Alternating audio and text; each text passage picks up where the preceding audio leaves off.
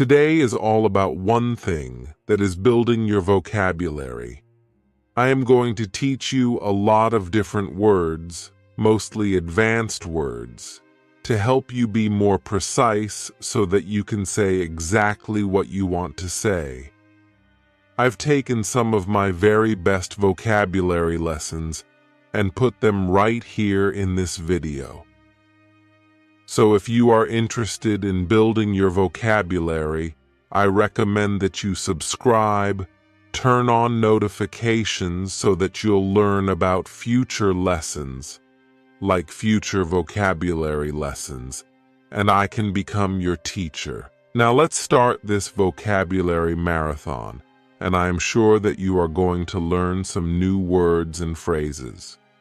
Would you like to sound smarter when you're speaking in English? Of course you do. So that's why today I'm going to tell you 10 different adjectives to help you sound smarter.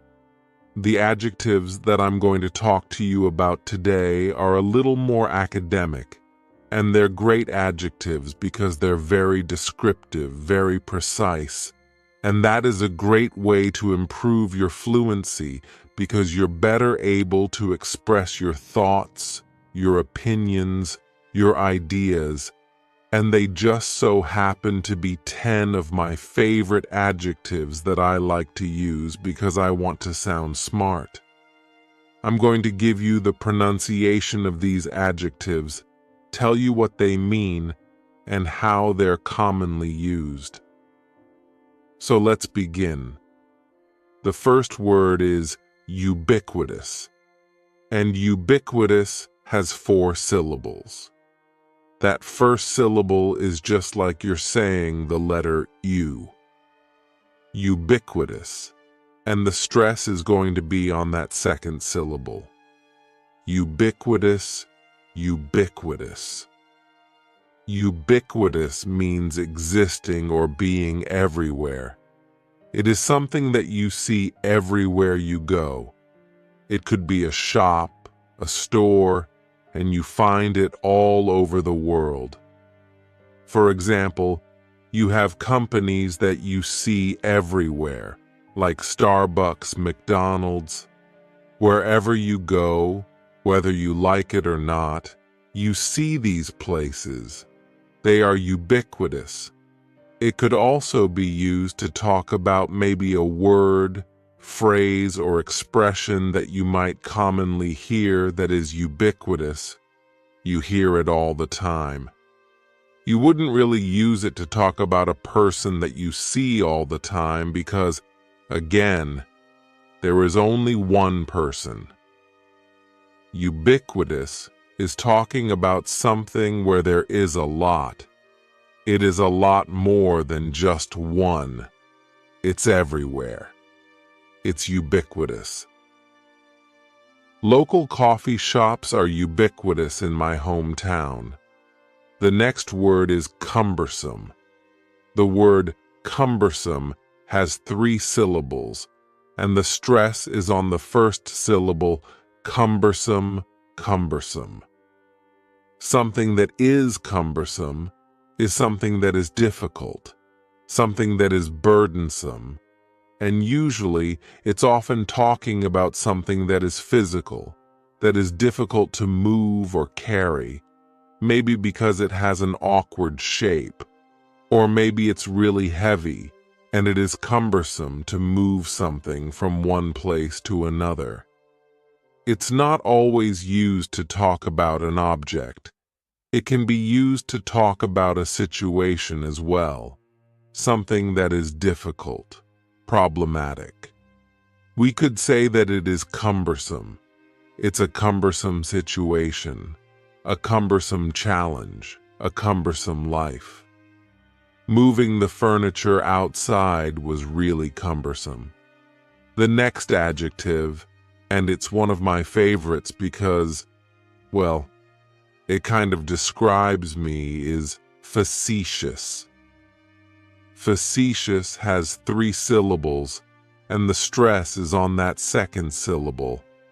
It's like you're just saying the letter C for sea. That first syllable has that schwa, that sound. Facetious, facetious. Facetious means not to be taken literal or serious, and I would say it's kind of in between a joke and a lie. And you're almost kind of teasing somebody when you're being facetious. You're saying something that is so ridiculous, it's so outlandish, that the other person or people shouldn't take you seriously because what you're saying is so ridiculous. You are being facetious. Don't listen to him. He's being facetious. Next is arduous, and arduous has 3 syllables, and the stress is on the first syllable, arduous. Now, you don't hear that D sound that much. It's not very strong. It almost sounds a little like a J.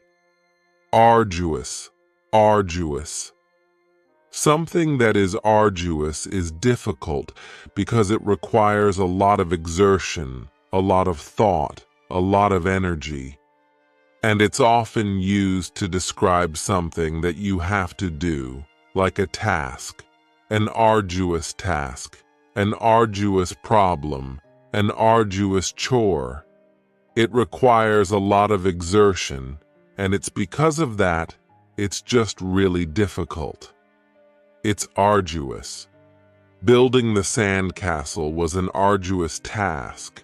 Next is presumptuous, and presumptuous has 4 syllables, and the stress is on that second syllable, and the S almost sounds a little more like a Z. Presumptuous, presumptuous. If somebody is being presumptuous, then that just means that they're showing little or no respect for others by doing something that they shouldn't be doing. They're being presumptuous, thinking that they can do this or that when they shouldn't do it. It's presumptuous. For example, if you go over to a friend's place, most of us don't just walk inside their home or apartment. You knock on the door because it's polite, it's respectful. If you just walk inside like you own the place, then you would be presumptuous. It was presumptuous of him to think that this was a date. She just thought they were friends. Next is pensive, and the pronunciation is very easy.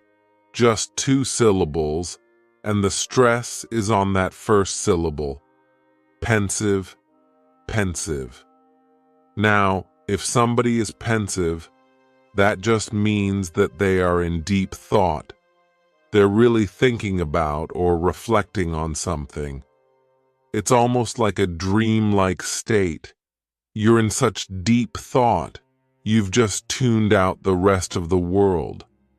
You would say that this person is pensive, or somebody might look pensive. Usually, if somebody is pensive, it's because something requires that deep thought. It could be something serious. It could be something bad or unfortunate that makes somebody pensive and really have to think about something. She's thinking about her friend in the hospital. She looks pensive. The next adjective, which is another one that I really like, is circuitous, and circuitous has 4 syllables, and there's a few things going on with the pronunciation. In the first syllable, that C is going to have more of an S sound, circuitous. The stress is going to be on that second syllable, and that CU is kind of like you're saying the letter Q, circuitous, circuitous.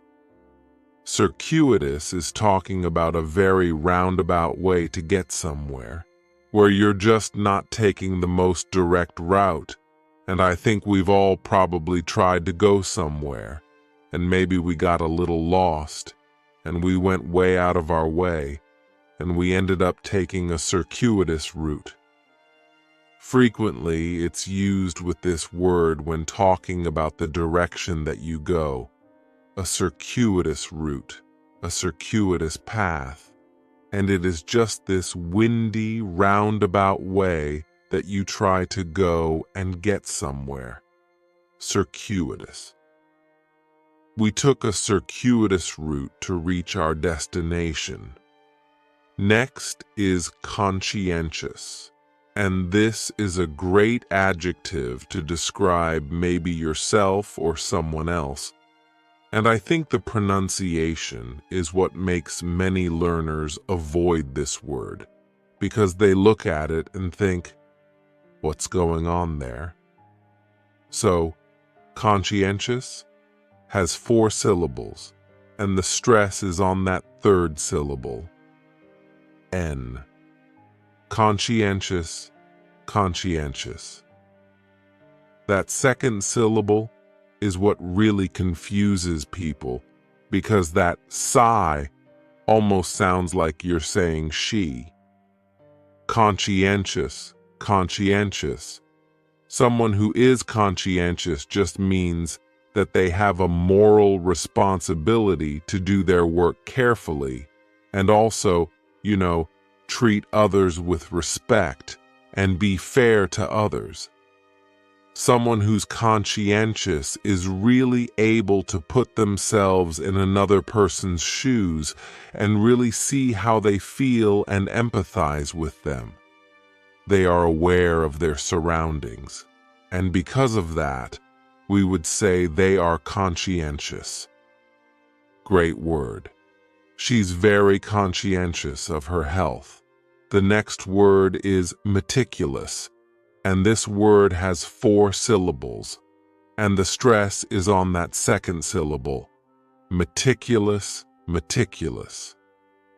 That first syllable also has that schwa, that A sound, that reduced vowel sound. Meticulous. This is another word that I like because I think it does describe me in many situations. If someone is meticulous, that means that they try to pay really close attention to the details. They're meticulous in their work. They're focused on the details, and they want to make sure every little thing is in order. Someone is meticulous. Usually, I think it is a good thing when you're talking about somebody's work that you want to pay close attention to the details so you don't miss anything and be very meticulous. He's meticulous with his designs. The final adjective that I have for you is convoluted. Convoluted also has 4 syllables, and the stress is on the first syllable, convoluted. That second syllable again has that schwa sound, that reduced vowel sound.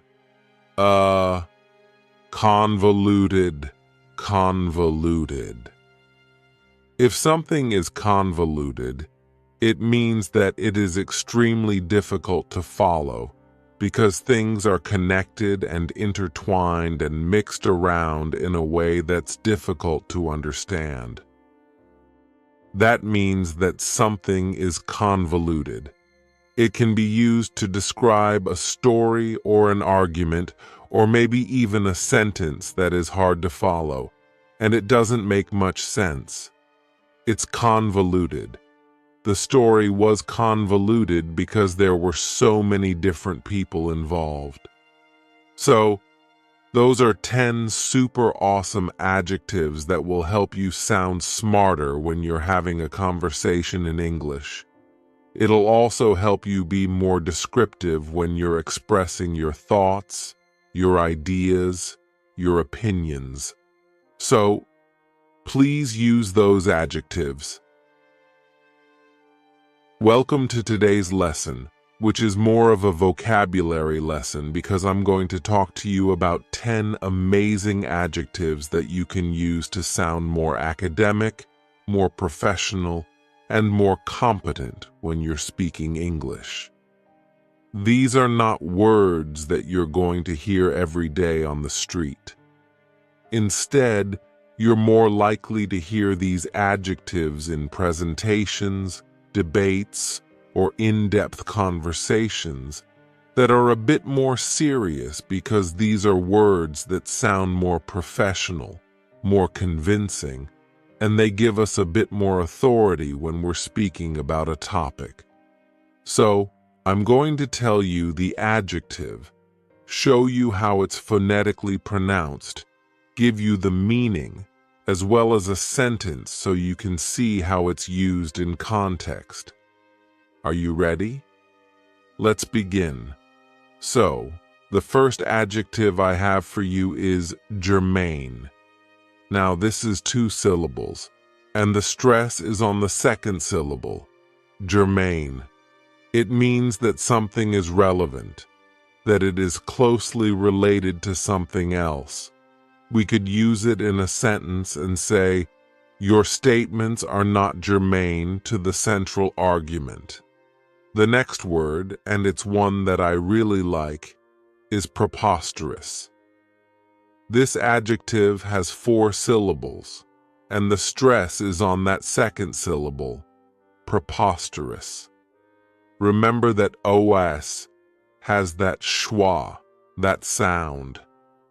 This means that something is contrary to reason. It's just ridiculous. It's absurd.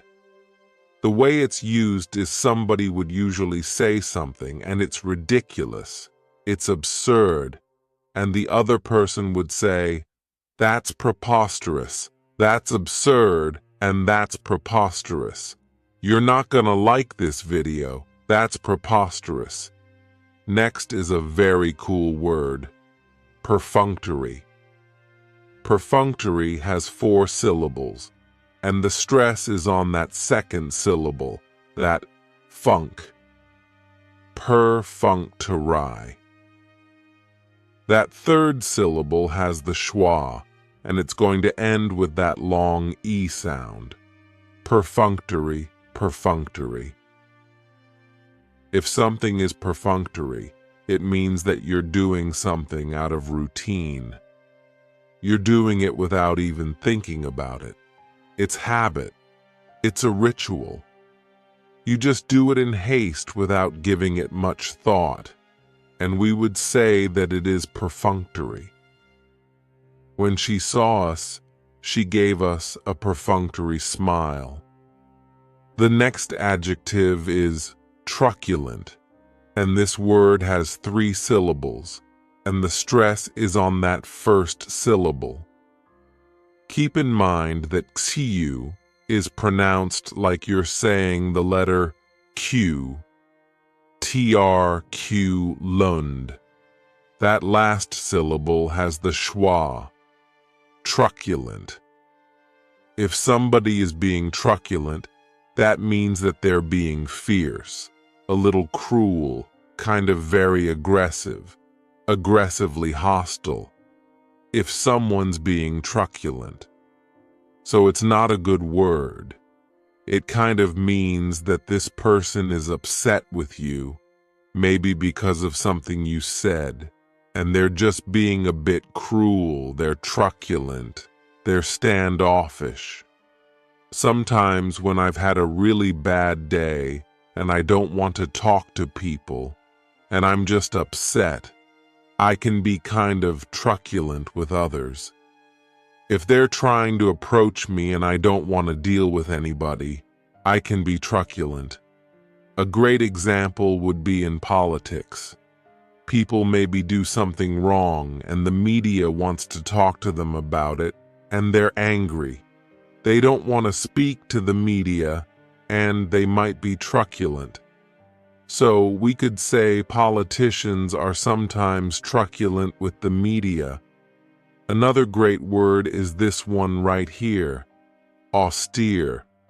This has 2 syllables, and the stress is on that second syllable with that long E sound, austere. If somebody or something is austere, it means that they're very severe in their manner. They're very strict, or even without excess. Austere. Her austere manner intimidated the students. The next adjective, which is one of my favorites, is capricious. This word has 3 syllables, and the stress is on the second syllable. Keep in mind that the first syllable has that schwa sound. Precious. Capricious. If someone or something is capricious, then that just means that they are subject to sudden or even unpredictable change. Capricious. You could say a person is capricious. Perhaps the weather is capricious, or maybe even your plans are capricious. They're subject to change. I could use it in an example sentence and say, I can never get her to commit to a time because she's so capricious. Next is the word defamatory, and this word has 5 syllables, and the stress is on that second syllable. Defamatory.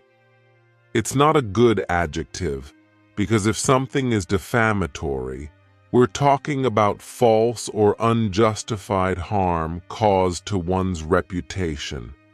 We could use it in an example sentence and say, the president's defamatory remarks startled everyone.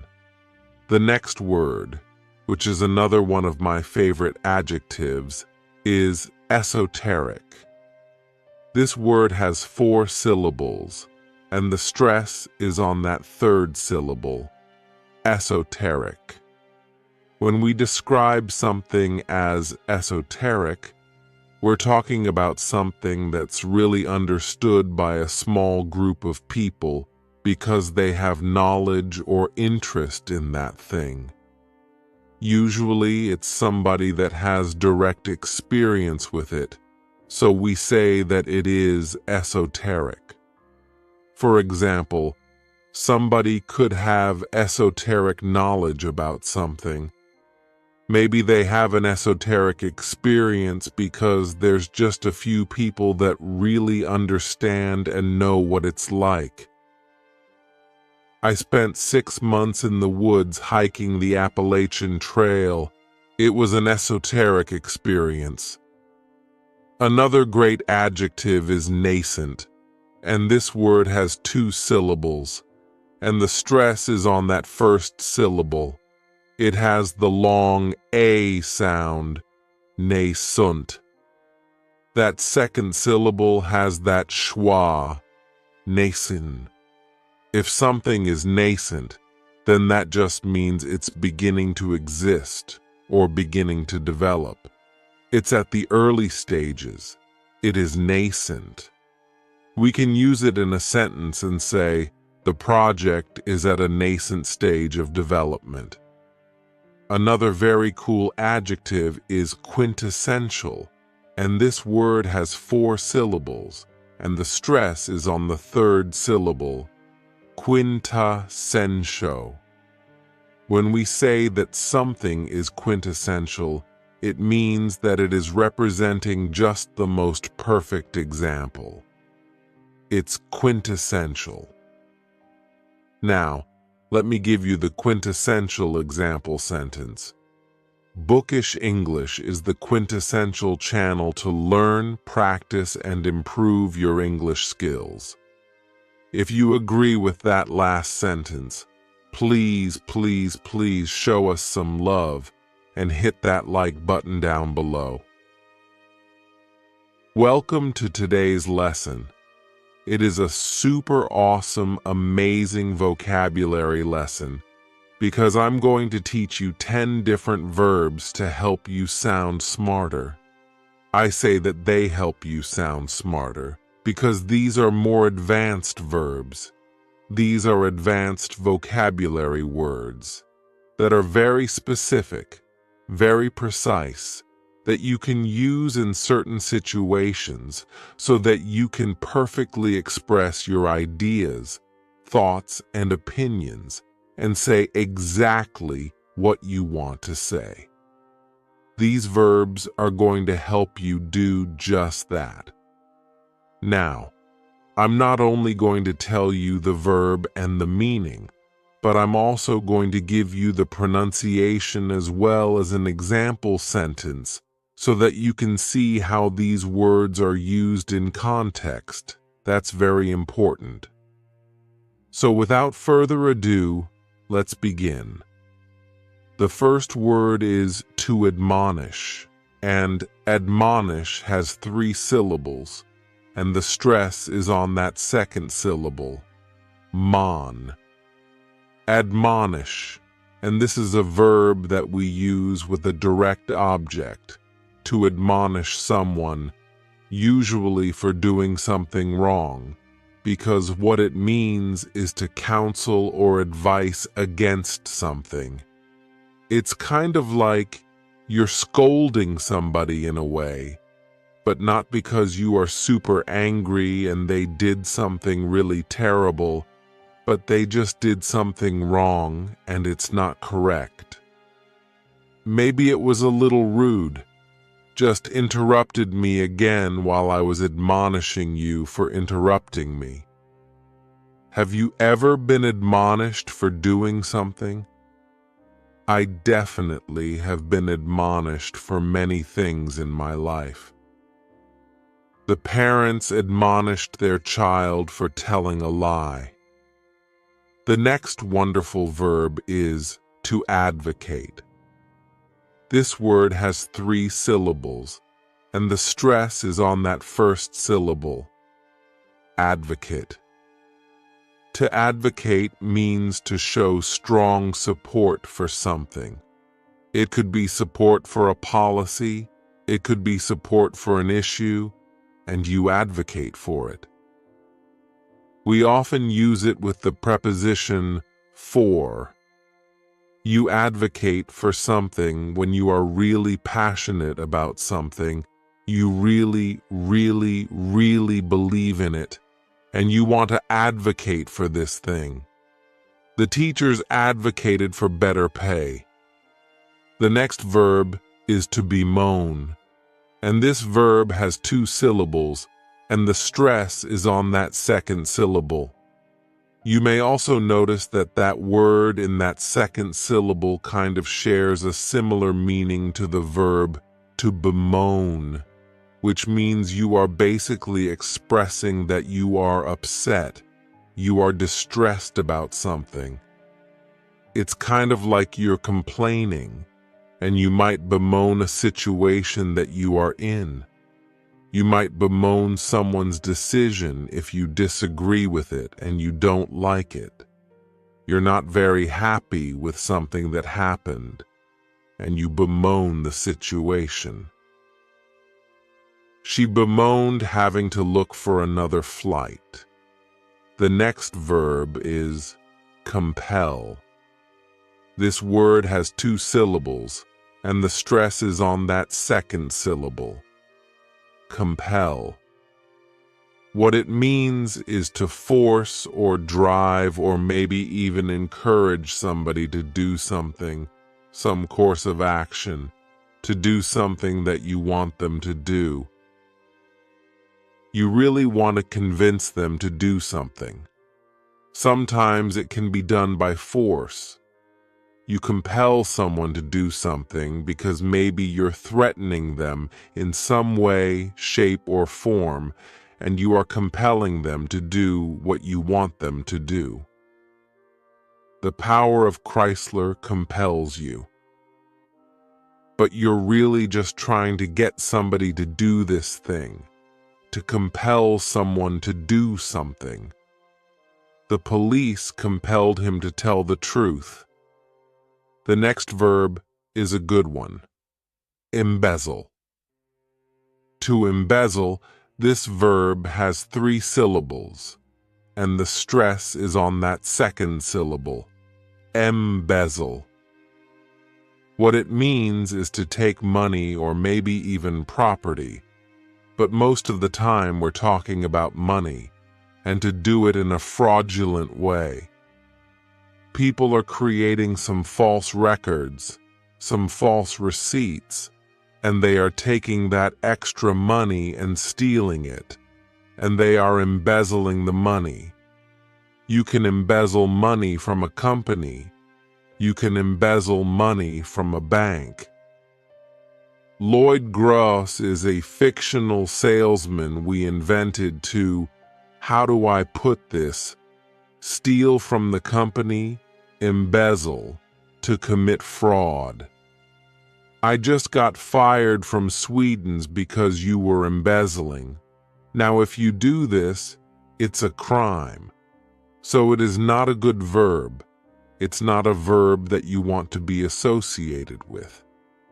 The accountant embezzled millions of dollars from the company. The next verb is extol. To extol, this word has 2 syllables, and the stress is on that second syllable. Extol. What it means is to praise highly, to give a lot of high praise to someone or to something. Oftentimes you might extol someone during a eulogy if there is a funeral and a person is giving a eulogy and talking about the person that has passed away. You want to talk about all the good things that this person did. You want to give them a lot of praise, and you would extol this person. You can also use it talking about places or things if you really just want to speak highly of it. Extol. She extolled the beauty of modern art. Next is the verb impugn. To impugn, this word has 2 syllables, and the stress is on that second syllable. What it means is to claim that something is false, to say that, to challenge it, and say that it's not true, and kind of cast doubt upon this situation or even this person. So, because of a few bad apples, and impugn an entire continent. I'm impugning a continent. A lot of times you might hear it with the word character, to impugn someone's character, basically saying that this person should not be believed, that they say things that are false, they're dishonest, and you're trying to cast doubt over the things that this person is talking about when you impugn someone's character. Mr. Chairman, if she's going to impugn his character while he's speaking, it's not a good verb. It's not something that we should try to do, but this is a situation that happens, and it's a great way to describe it, to impugn someone or something. They tried to impugn her character with false accusations. Another great verb, which is one of my favorites, is obfuscate. This verb has 3 syllables, and the stress is on that first syllable. Obfuscate. What it means to obfuscate something is to confuse or bewilder, and just try to create a confusing situation so that it's really difficult to understand. You might hear it being used. They want to obfuscate a situation. They want to obfuscate an issue. They want to obfuscate a policy. It happens a lot, I think, in politics when you're trying to get people to believe one thing or another thing, and some people try to obfuscate certain issues. The oil companies tried to obfuscate the benefits of wind energy. The next verb is placate. This word has 2 syllables, and the stress is on that first syllable. Placate. What it means is to appease by giving something up. You're giving up some concession in order to try and get something that you want, to placate someone. For example, if somebody is upset with you, you did something wrong. You will do something for this person, You'll give something up. You are trying to placate them in order for this person to forgive you, to be okay with it, and just to move on, to placate someone. Nothing she could say or do would placate him. Another great verb is repudiate. This verb has 4 syllables, and the stress is on that second syllable, repudiate. This means to reject something, to reject it with disapproval because there's no authority in this thing that people are trying to say or do, to repudiate someone, or you could repudiate something. For example, at work, if you are the manager and you have employees and they make a request, you could reject it and say no. I don't like it. This is a terrible idea. You would repudiate this. Senator Eleanor Princess Shaw doesn't bother you at all. Your son repudiates so many of your more controversial policies. No, it was refused, rejected, rebuffed, repudiated. It's kind of a confrontational word because if you repudiate something, then you're really letting the other person know that you're a bit unhappy, that you don't like this, and you are rejecting it. You repudiate it. The professor repudiated the student's request to postpone the exam. So, right now, I would like to advocate for you to write us a comment and let us know an English word that you have recently learned. It can be any word, a noun, an adjective, a verb. Just let us know. We love hearing from you in the comments. If you don't write us a comment, I'm not going to bemoan the situation. I'm not even going to admonish you, but we would really appreciate it. And if you do, I will placate you by coming out with another lesson next week. If you would like to sound smarter and be smarter, then this lesson is for you, because I'm going to tell you 10 nouns to help you do just that. Many of you out there have said you would like to learn more advanced vocabulary words, and that's what these 10 nouns are. They're not only going to help you sound smarter, but they're going to help you more accurately express your thoughts, opinions, and ideas. They also happen to be 10 of my favorite nouns. So, as I go over these nouns, I am going to give you the pronunciation, tell you the meaning, as well as talk to you about how they're used in context. So, let's just get this show on the road. The first noun is this one right here. Quid pro quo. It is 3 words. Each word is only 1 syllable. And if you're saying it together, the stress is kind of on that first word and that last word, quid pro quo. What this means is it is something that is given or even taken in return for something else. So it's kind of like you're doing a favor for someone in exchange for something else, and that would be considered quid pro quo. Often we hear this when talking about politics. Somebody gives a politician money, and then that politician does something in return for them, and they would refer to it as quid pro quo. Quid pro quo, Mr. Powers. I need some quid pro quo from you. Or maybe you're negotiating with somebody, and you're like, you know, I'm gonna need a little quid pro quo if I do whatever favor it is for you. If you want us to donate to your campaign, we'll need some quid pro quo. The next noun, which is one of my favorites, is catch-22. This is two words. It's a compound noun.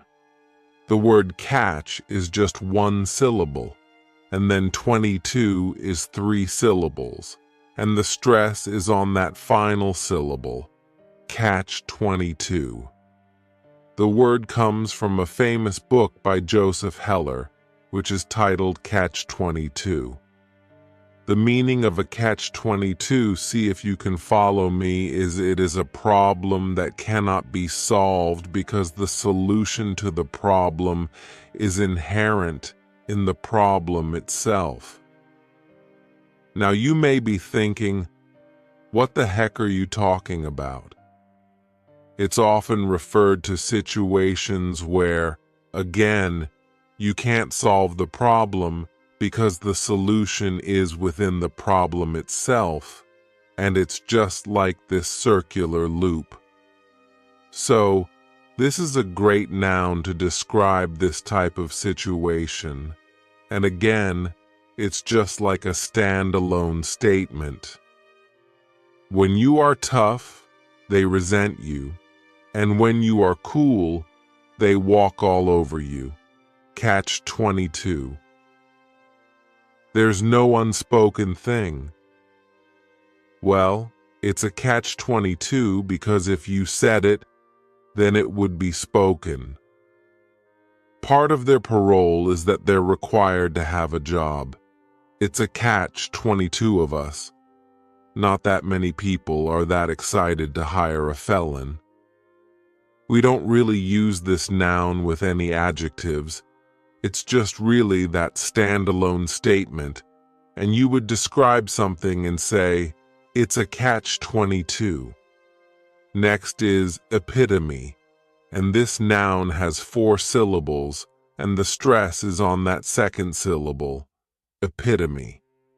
This is a word that when you see it, many times people may mispronounce it because the third syllable has that schwa, and the last syllable is that long epitome.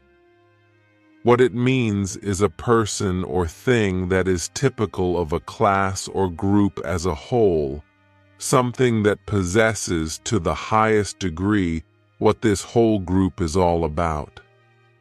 Therefore, we say that something is the epitome of something else, kind of giving an example, saying that this thing best represents this whole group.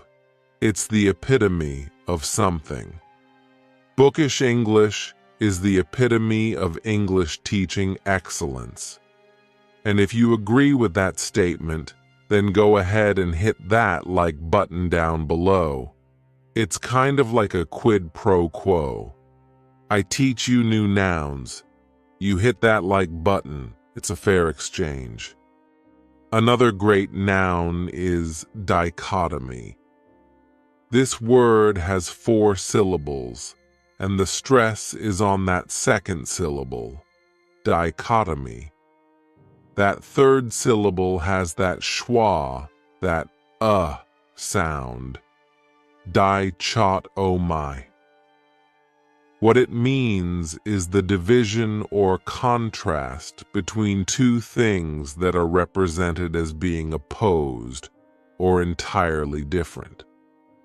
So, let me give you a couple of examples of a dichotomy. You could have science and religion, two things that you can compare, and they're kind of opposed to each other in some ways. Also, city life and country life, completely different, but we can still compare them. When using this noun, you say the two things that you're comparing. Dichotomy of good and evil. From the entire dichotomy of jock artists. Often we use it with the preposition between. You talk about the dichotomy between two things. For example, we could say, we're studying the dichotomy between economic development and environmental protection. The next noun is myriad. This word has 3 syllables, and the stress is on that first syllable. Mere sounds like mere, myriad. A myriad is a very great or indefinitely great number of things. Often it can be used as a synonym for various. You talk about a myriad of something. There's a lot of variety. There's a great number of these things. There's a myriad. There is a myriad of trees in the forest. The next noun is credence. This word has 2 syllables, and the stress is on that first syllable. Credence. What it means is the belief as to the truth of something, that there's a belief, and it's showing that that belief is true. I never gave these stories much credence.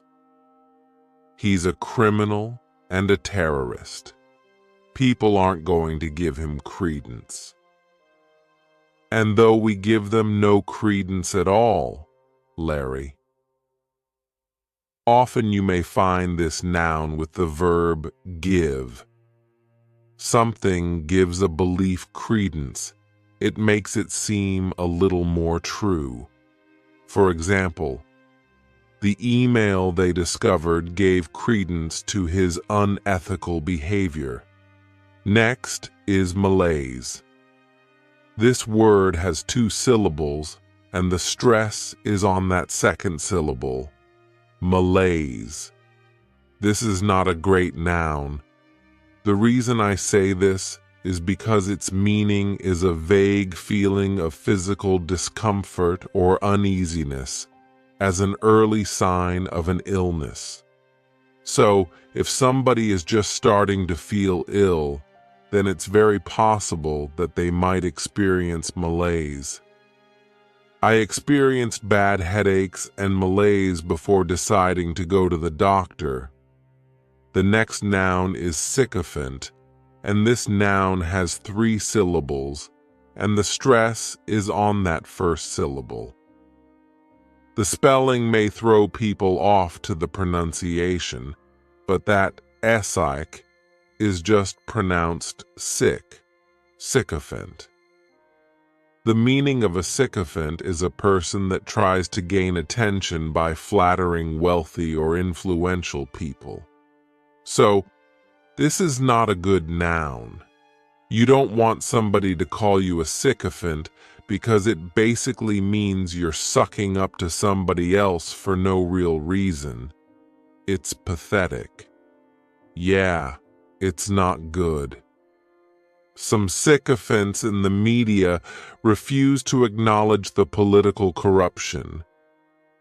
Another great noun, which is another one of my favorites, is a dilettante, and this word has 3 syllables, and there's kind of like a stress on that first and last syllable. Dilettante. The reason I say it's one of my favorites is because I guess you know I could be considered a dilettante. Many of us can be considered dilettantes because its meaning is a person that cultivates an interest in something without really learning in-depth information. I think this just happens with people all the time. We become interested in a topic, and we learn a little bit about it so that we can converse with our friends and have discussions, but we have difficulty really debating this topic with facts and information because we just don't know enough. They will remain dilettantes in war and tourists in Vietnam. What's your point? Your knowledge is a mile wide and an inch deep. Do you know what that makes you? A dilettante? But if somebody calls you a dilettante, then it's probably not in a good sense because they're probably referring to you, saying that, well, you're a person that you think you know a lot. but you really don't.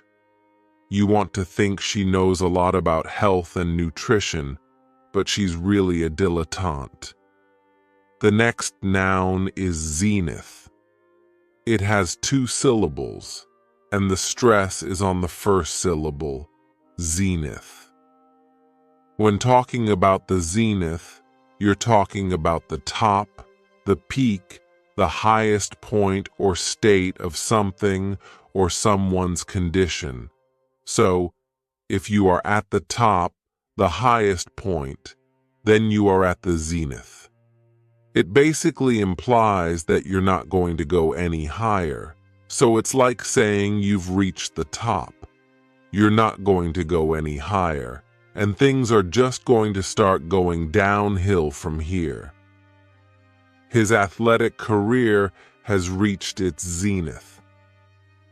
So, I hope some of these nouns were new for you. And now that you've learned them, you can go out and practice using them so that you can improve your overall English fluency. Today, I have a vocabulary lesson for you, and these words are all adverbs. They are advanced adverbs, and every single one of them ends in lie. And these are great adverbs to know, because they're really going to help you accurately express your thoughts, opinions, and ideas. Throughout the lesson, I'm going to do a few things for you. I am going to show you the adverb. I will then tell you the correct pronunciation. I'll give you the meaning, and then I will also give you some example sentences so that you can see how the adverb is used in context. That is really useful because it's just going to reinforce the meaning. So, let's begin. The first adverb is annually. This word has 4 syllables, and the stress is on that first syllable. The second syllable, it's like you're just saying that letter U, and the third syllable has that schwa, annually, annually. This adverb means that something is occurring once a year. Something happens once every year. It happens annually. The U.S. Marshals Service annually flies 155,000 prisoners around the country. Evidence suggests it sheds its skin annually. Extended annually, 12 million a year. It's also quite commonly used with numbers.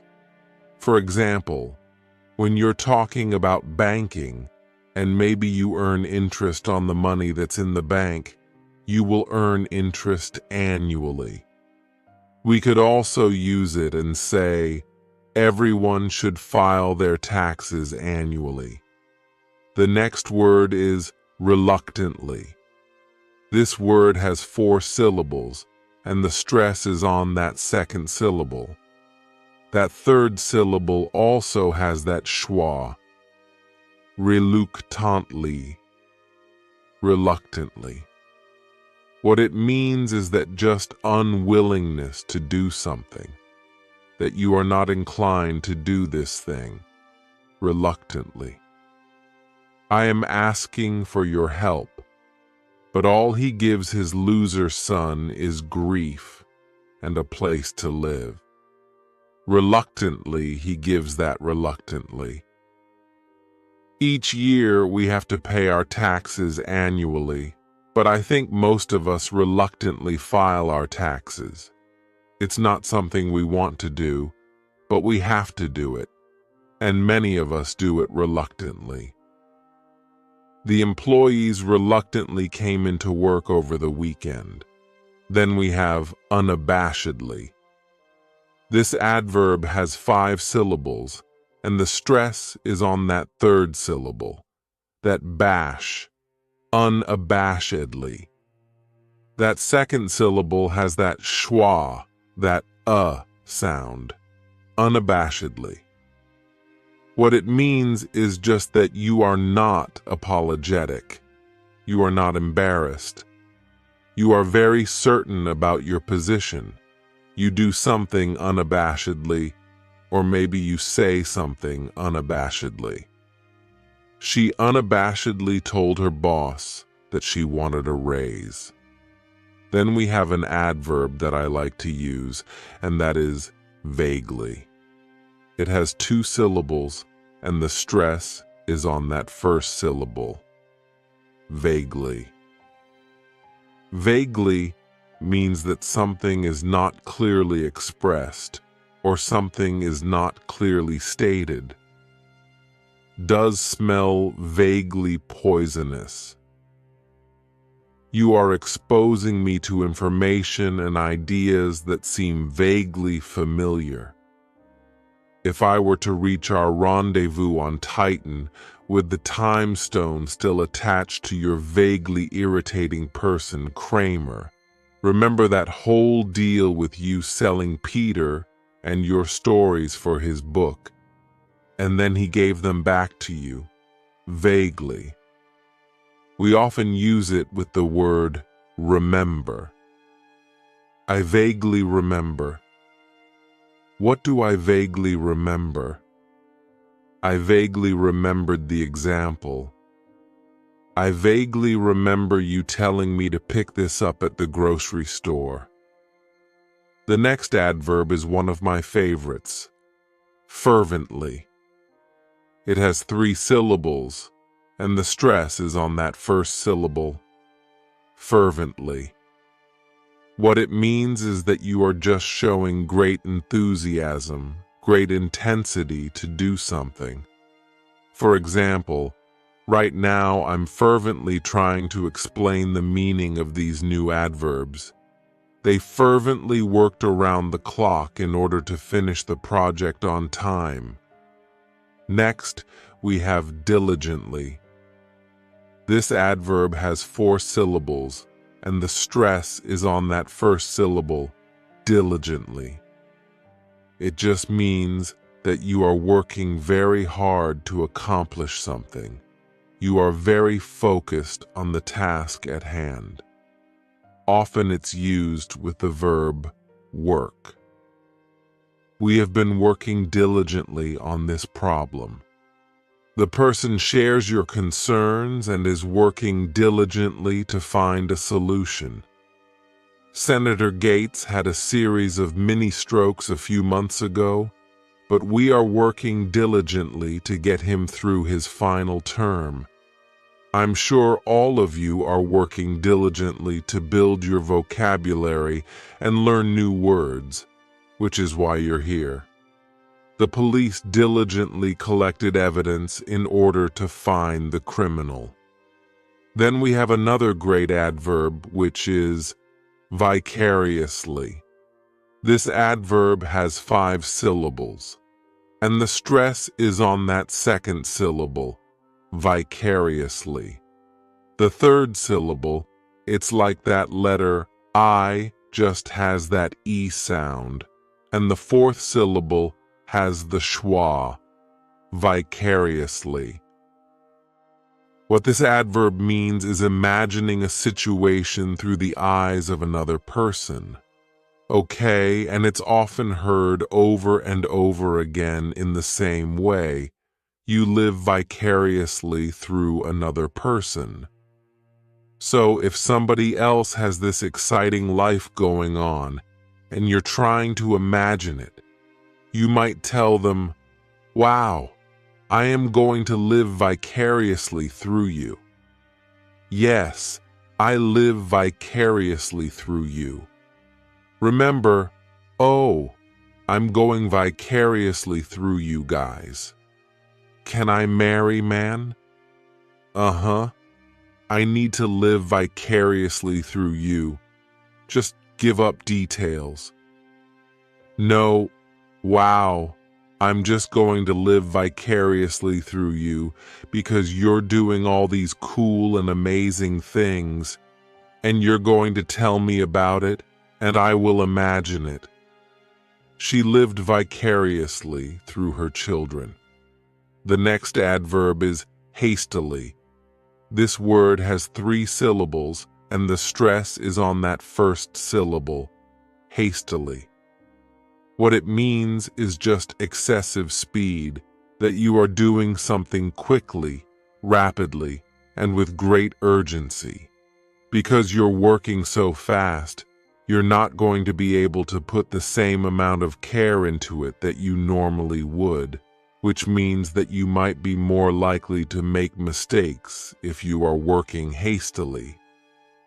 Yesterday's hastily passed, untested, pandering laws.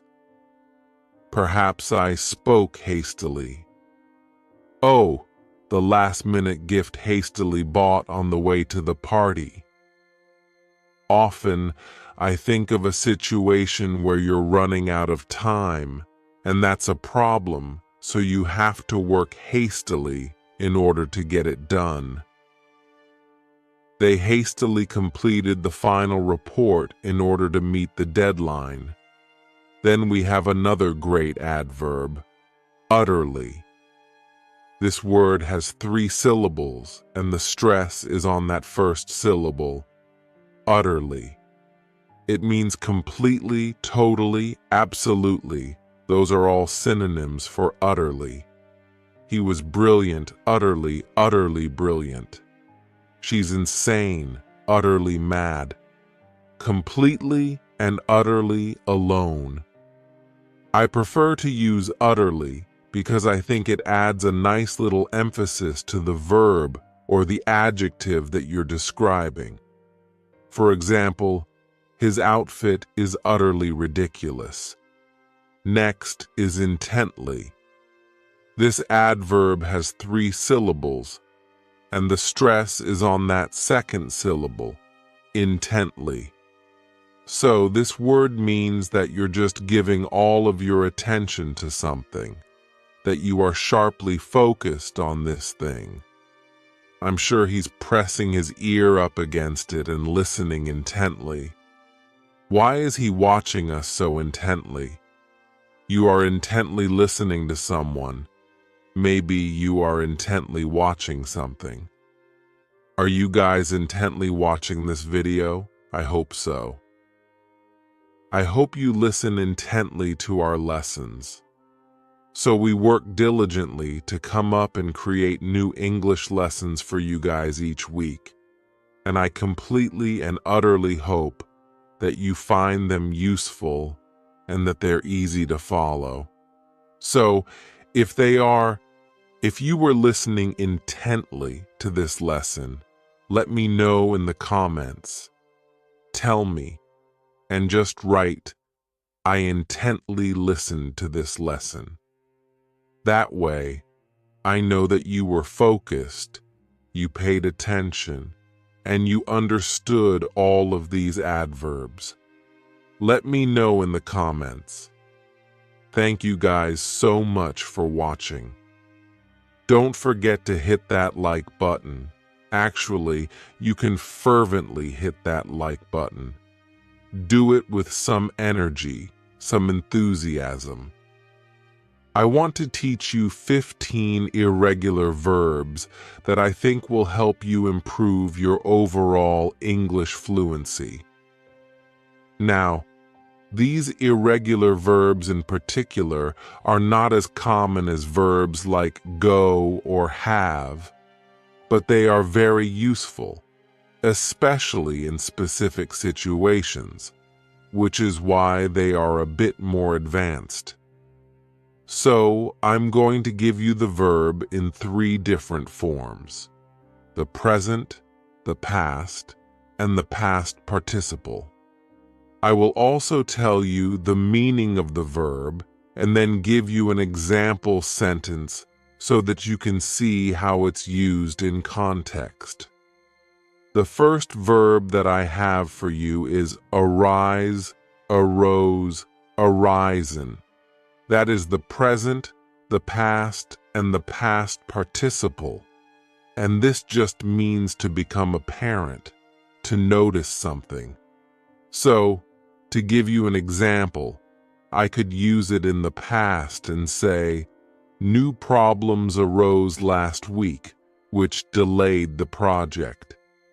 If you were working on something and problems arose, then that may delay the work that you're doing. Problems arose. Then we have the verb bear, bore, born. Notice that with the past participle, you may find it with the E or without the E. This verb has a few different meanings. It can mean to turn slightly in one direction. It can also mean to accept something that is unpleasant, or to give birth or produce.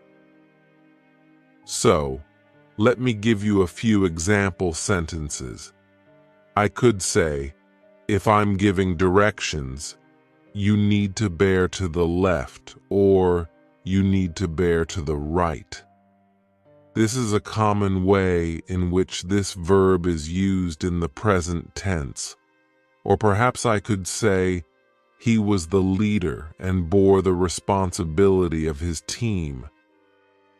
It was his team, so he bore the responsibility and had to accept maybe something unpleasant. Finally, I could use it in the present perfect and say, the apple trees have borne plenty of fruit this season. They have produced plenty of fruit, have borne. The next verb I have for you is behold, beheld, beheld. So the past and the past participle are the same, and this verb just means to see or observe something. Often, I think you may hear it being used in the context of showing somebody something that you want them to see, and you'd say, behold, behold my water bottle.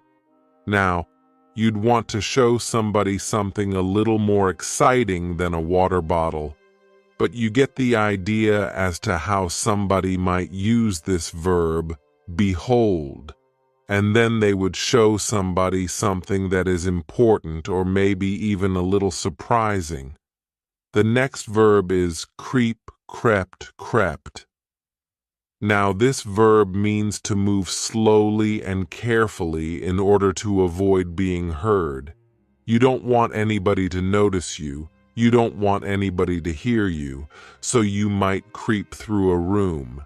That's kind of how I was going to use it in my example, and I was going to say, last night I crept into the kitchen and took a cookie. And that's actually a true story. Yes, last night I did. I crept into the kitchen, and the reason that I crept into the kitchen is that, well, I felt a little guilty.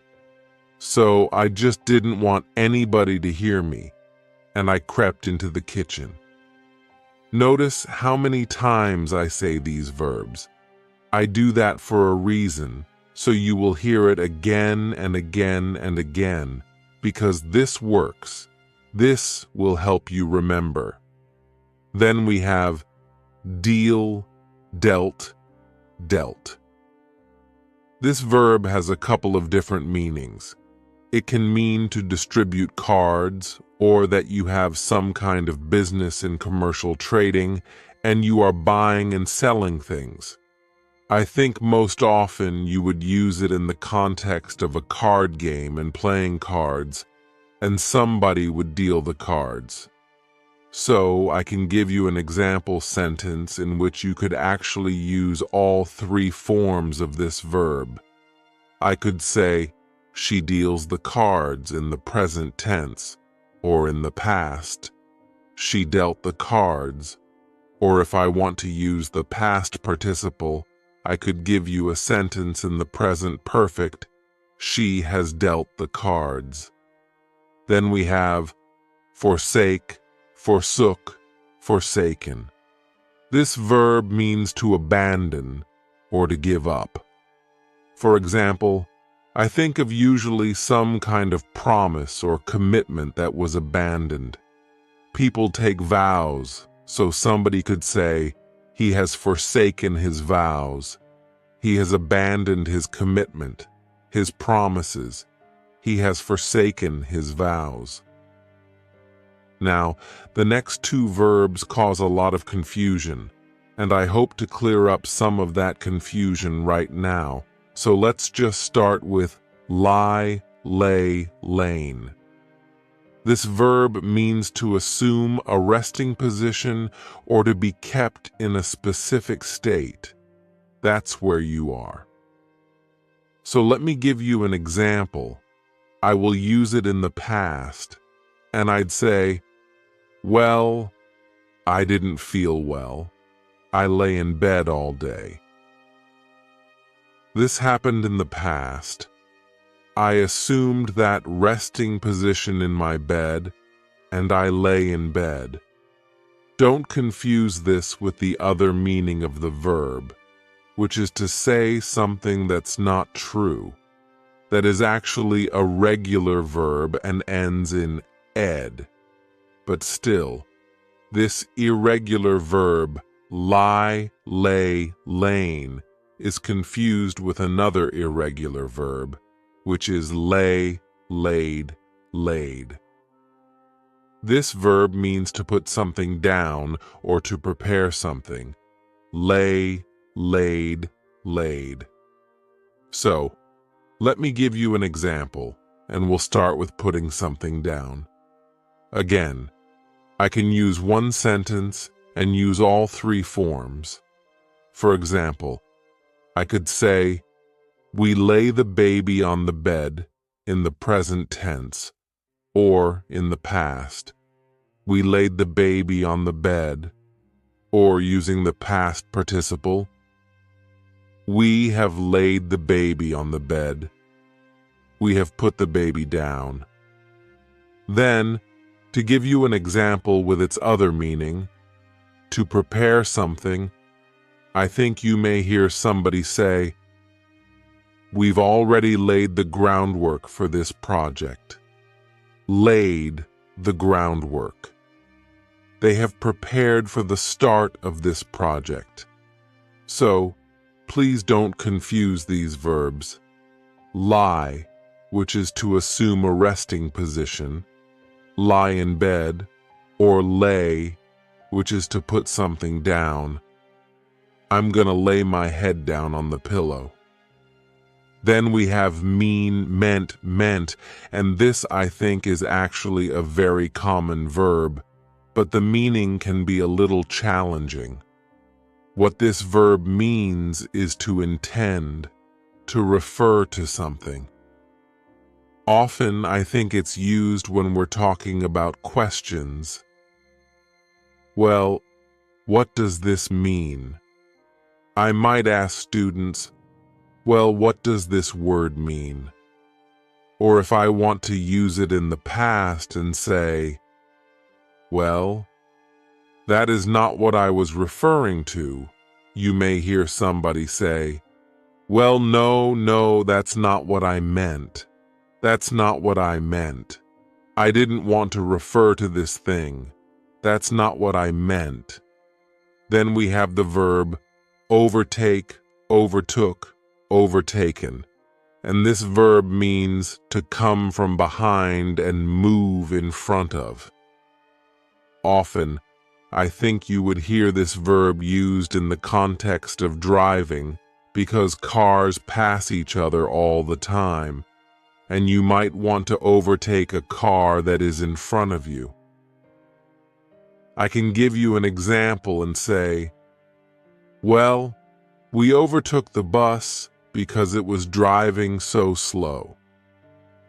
So we came from behind and went in front of the bus. We overtook the bus. Then we have the verb rise, rose, risen. This verb has a couple of different meanings. The first one is to move from a lower position to a higher position, and the next meaning is just to get up.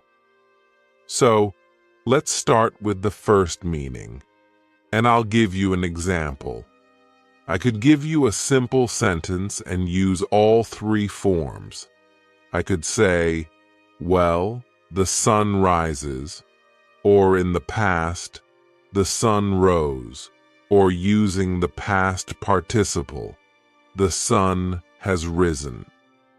If I want to say, get up, I often think of the expression, rise and shine, and somebody would say, this just telling somebody else to get up.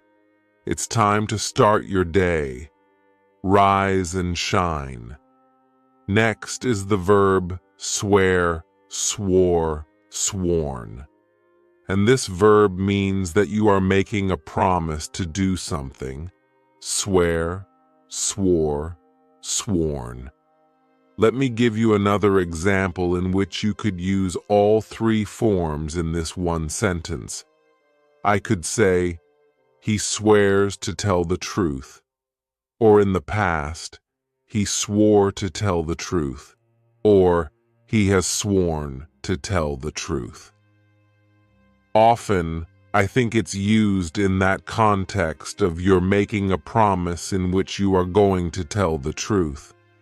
I think it's also used as a question, and somebody would just ask, do you swear? Do you promise? Or they might say, do you swear on something that is important? Which in that case, it's kind of an expression which means, well, you really have to be serious about this promise, to swear on something. Then we have shake, shook, shaken. And this verb means to move something up and down or from side to side, or even to tremble. I could use it and give you an example and just say, you know, when we met, we shook hands. I often think of this verb being used, talking about introductions and people shaking hands. To give you an example about trembling, I think, well, in that case, I think somebody is very cold. And not only that, but I think it would often be used in the continuous tense. So I could say, well, you know, last night was very cold, and I was shaking. I was shaking as I lay in bed. Next is weep, wept, wept. And this verb means just, well, to cry or to shed tears. Often, I think it would be used in a context that is a little more serious, a little more severe, in which you would say that you wept. You were crying a lot. For example, I could say that after the breakup, he wept for days. He was so sad. He wept for days. Then we have withdraw, withdrew, withdrawn. And this verb means to remove something or to take something back. When I think of this verb, I think it's often used in the context of money, and you could say, well, she has withdrawn all her money from the bank account. She has removed it from her account. Or maybe you want to apply for a job, and then you decide that you don't want it. And I can give you an example and use all three forms. I withdraw my name from consideration, or I withdrew my name from consideration, or I have withdrawn my name from consideration. Wow, I'm impressed that you have made it all the way to the end. Congratulations. I'm sure that you have learned some new vocabulary, and I'm sure that a lot of that was also a review, and it's good to get that review. Try to listen for these words, or if you're reading, try to identify them, and also practice them if you're having a conversation.